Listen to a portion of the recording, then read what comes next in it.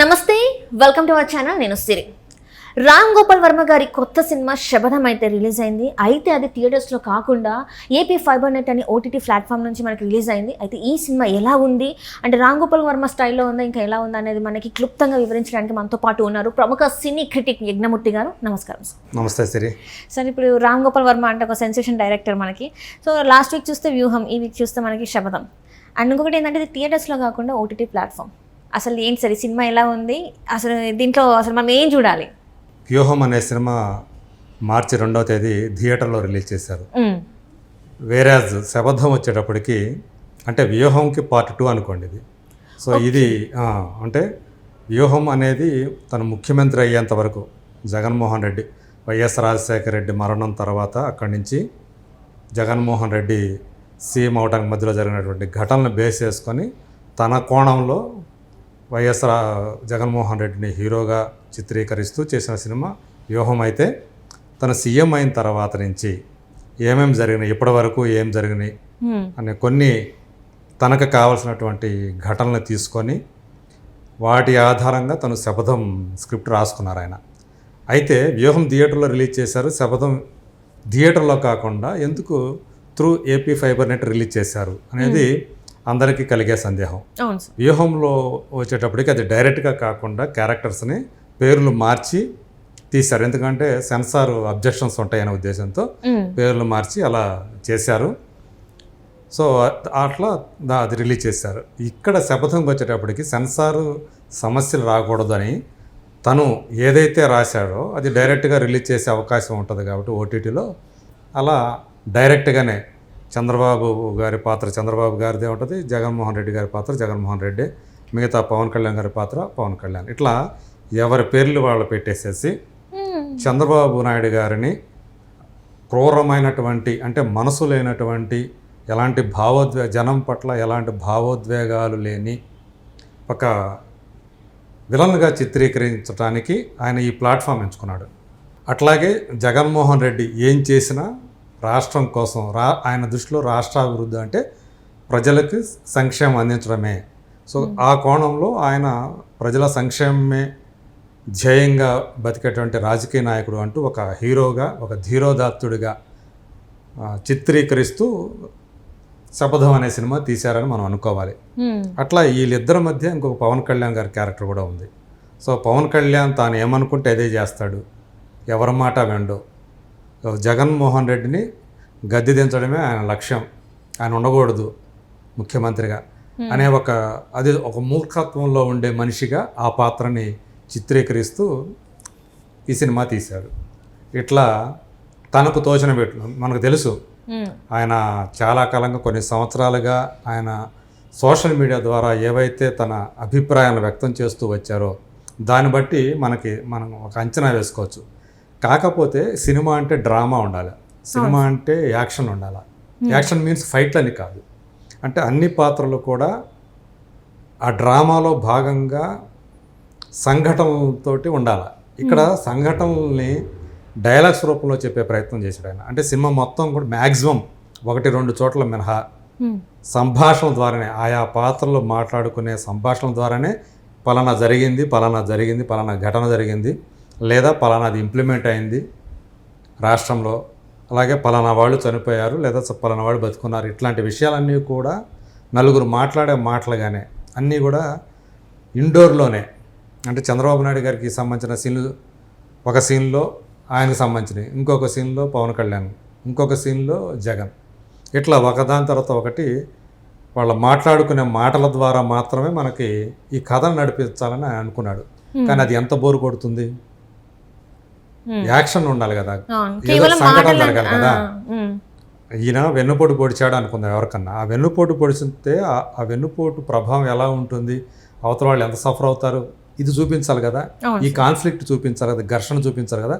అలాంటివి ఏమీ ఉండవు, నలుగురు కూర్చొని మాట్లాడుకుంటూ ఉంటారు. జగన్ గురించి చంద్రబాబు అయితే జగన్ని ఆయన ఎలా గద్దె దింపాలి అని మాట్లాడుకుంటారు. పవన్ కళ్యాణ్ సేమ్ అంతే, అలాగే అతని మీద కోపంతో ఊగిపోవటం, తన మేనరిజమ్స్ ప్రదర్శిస్తున్నాం అలా కనబడతాడు. జగన్ వచ్చేటప్పటికి తను చాలా నీతిమంతుడిగా, చంద్రబాబు నాయుడు చాలా అవినీతిపరుడుగా, ఆయన చాలా కుంభకోణాలు చేసిన వ్యక్తిగా భావిస్తూ ఈయన జనోద్ధరణే తన ధ్యేయంగా మాటలు చెప్తూ ఉంటాడు. ఇలా మాటల ద్వారానే సినిమా నడిపించే ప్రయత్నం చేశాడు. సో అది సినిమా అని నేను అన్న దీన్ని సినిమా అంటానికి లేదు.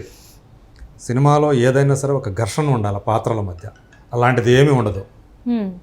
అలాంటిది ఘర్షణ సినిమాలో ఆ కథలో ఎక్కడా ఉండదు. ఒక చోట మాత్రం చంద్రబాబు నాయుడు గారు ఒక రోడ్ షో చేస్తారు, పొంగనూరు యాత్ర అని.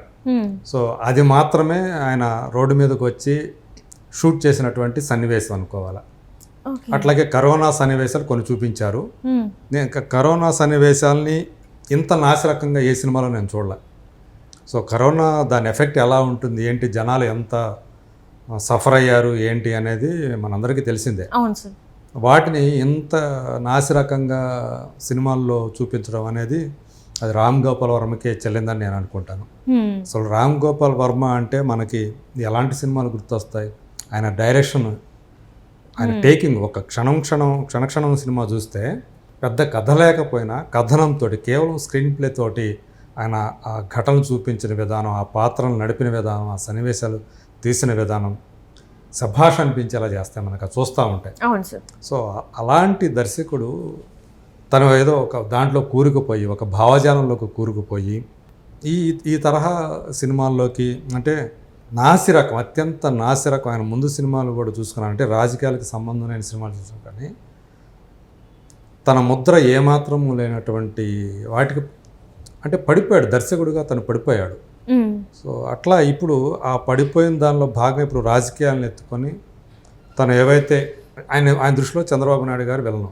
సో ఆయన ఎంత వీలైతే అంత విలన్గా చూపిస్తూ, అంటే ఎలాంటి జాలి దయ లేని కర్కోటకుడిగా చూపిస్తూ ఆ భావజాలంలోనే తన ఆ వ్యూహం అనే సినిమా తీయటం, ఇప్పుడు ఈ శపథం అనే సినిమా తీయటం. దీన్ని సినిమా కూడా కాదు, దీన్ని వెబ్ సిరీస్ అనాలి. సో తాను వాళ్ళు వెబ్ సిరీస్ అనే పెట్టారు, ఎందుకంటే డైరెక్ట్గా ఓటీటీలో రిలీజ్ చేశారు, పార్ట్లుగా రిలీజ్ చేస్తున్నారు.